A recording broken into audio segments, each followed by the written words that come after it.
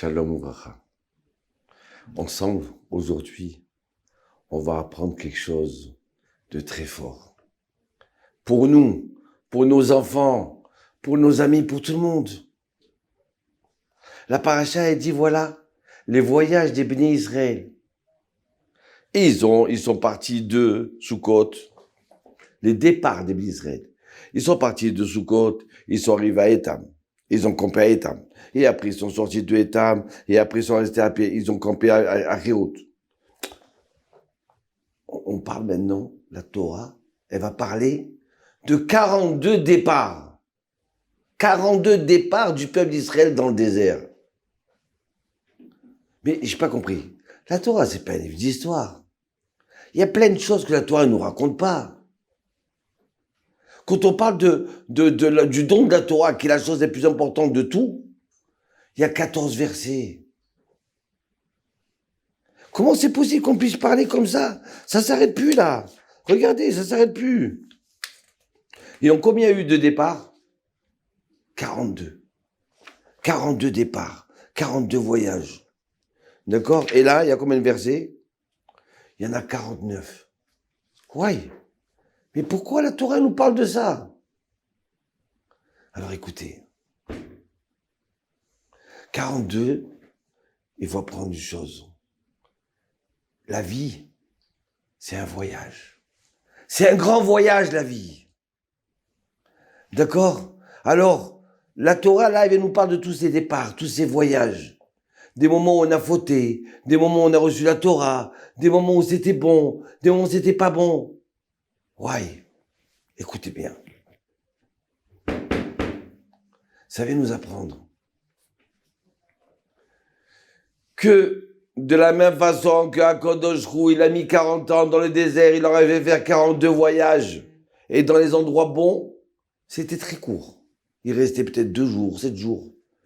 Et dans les endroits où ils étaient pas très bons, c'était dur à vivre là-bas, il restait plus longtemps. En hébreu, on dit comme ça. Hachem Asalanu Bet Sefer. Dieu, il nous a mis à l'école. 42 voyages, 40 ans, où Hachem, il nous a formés dans le peuple d'Israël. On a eu des moments faciles, on a eu des moments joyeux, et puis on a eu des moments avec Korah, on a eu des moments de colère, on a eu des moments de veau d'or, mais on a eu ces 42 voyages. Comme pour nous dire, vous savez que le tétragramme, c'est le nom de Dieu qu'on ne peut pas prononcer. Vous savez combien de lettres il a? 42 lettres. Shem Kadosh, c'est un nom secret. Tiens, 42 voyages, 42 lettres. C'est drôle ça. 42 mots.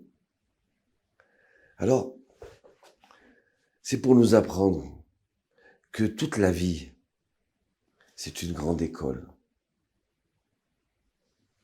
Il y a des moments où cette personne-là, c'est son jour de bar mitzvah.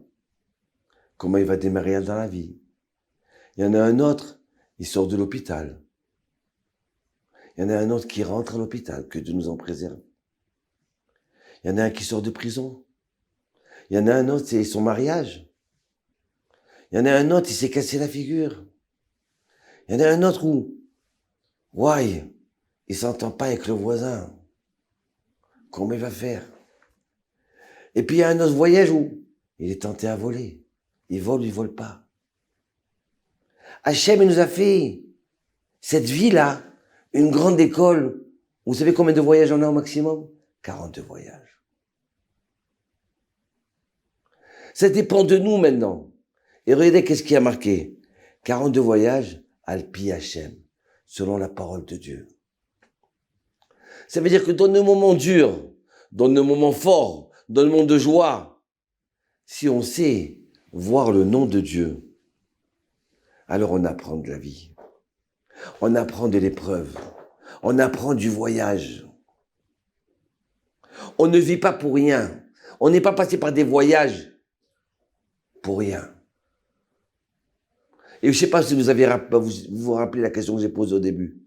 Pourquoi on parle de départ? On aurait dû parler de campement. Parce le plus important, c'est quand tu arrives où tu vas arriver. Et là, la Torah, elle vient nous apprendre une chose extraordinaire.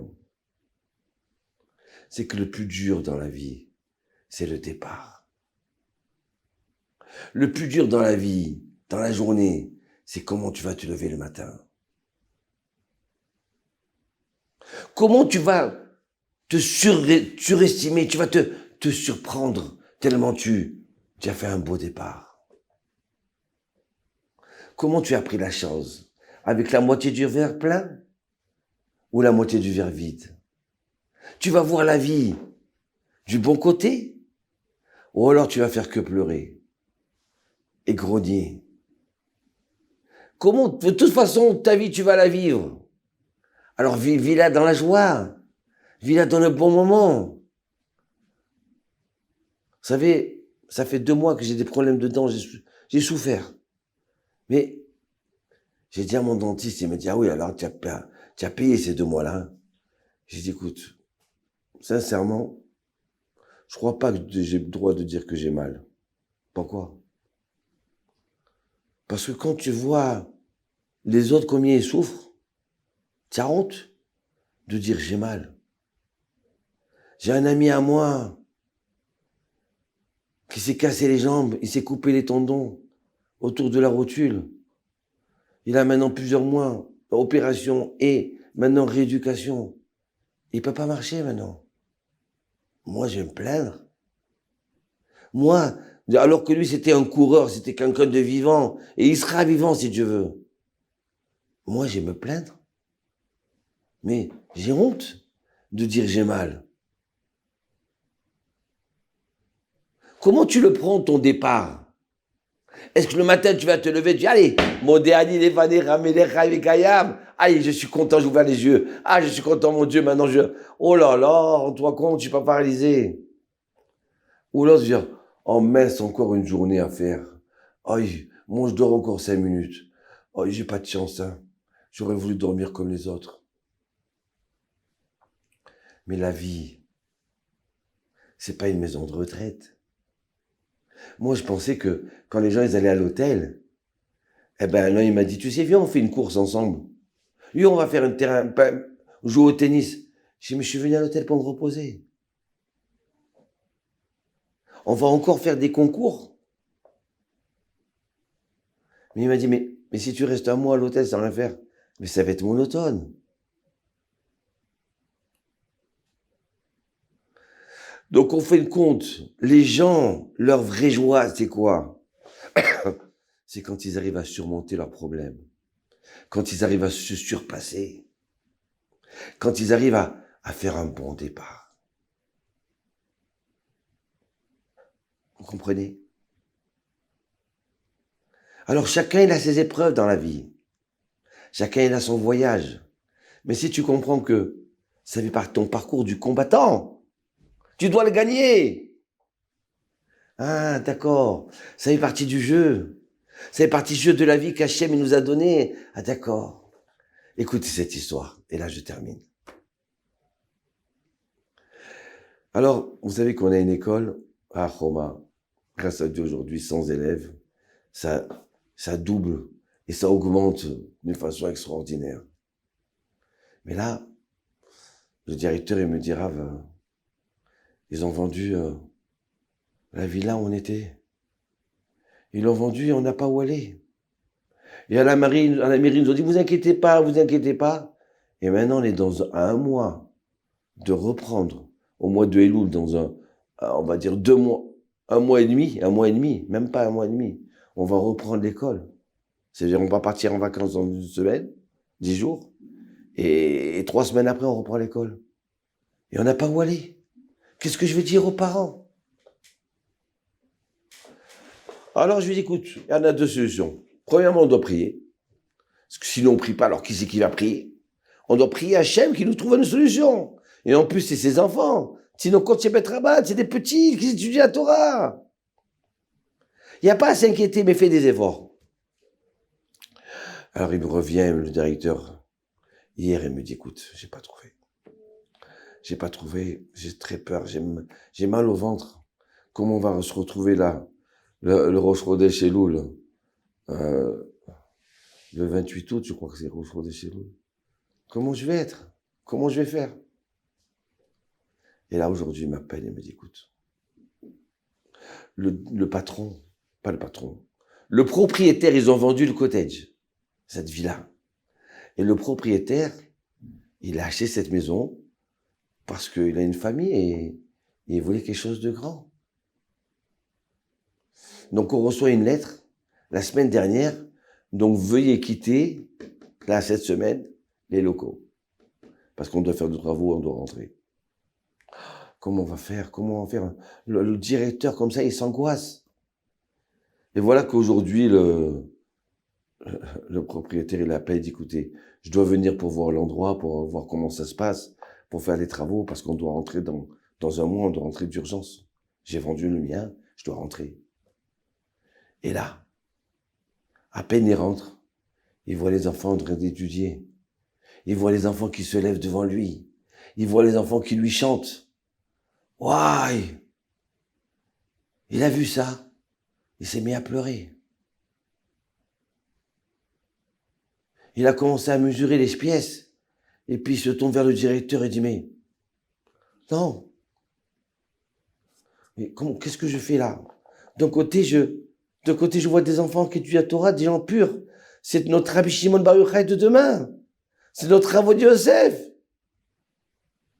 C'est peut-être le prochain Rabbi, ces trucs. Comment je vais les faire partir? Mais de l'autre côté, où je vais aller, moi? Et qu'est-ce que je vais dire à ma femme? Vous savez quoi? Il est revenu dans l'après-midi, il a acheté des glaces à tous les enfants. Il a dit au directeur, écoute-moi bien, écoute-moi bien. Il n'est pas question que vous quittez ici. Vous restez là. Moi, où je vais, je ne sais pas où je vais. Je ne sais pas. Mais je sais que mon épreuve, je l'ai gagnée. Ma femme est d'accord avec moi. Même s'il faut qu'on loue dans un hôtel, où on a trouvé pour le moment un petit appartement de 2 pièces. Ben, je mettrai mes affaires dans le garde-manger. Je mettrai mes affaires dans le garde-manger, puis j'habiterai dans 2 pièces. Mais j'entendrai de loin les paroles. Ah, Yashir Moshe, où venait Israël des enfants. Tu comprends? J'ai gagné mon voyage. J'ai gagné mon parcours. Allez rester, je t'en supplie. J'ai besoin de vous. Alors voilà. Chacun dans sa vie, il a ses 42 voyages.